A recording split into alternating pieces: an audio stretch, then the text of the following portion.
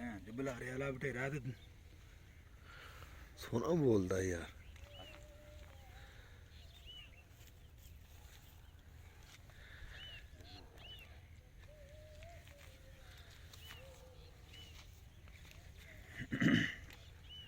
तो जी दोस्तों, इसको हमने छापा लगा के पकड़ा। ये बुलारे वाला बटेर है।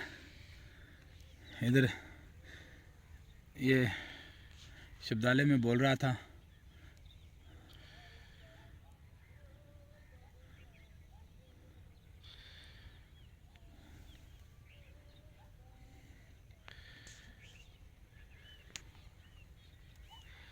तो जी दोस्तों, अगर हमारी वीडियो अच्छी लगी है तो प्लीज़ हमारे चैनल को ज़रूर सब्सक्राइब करें, लाइक करें, कमेंट्स करें।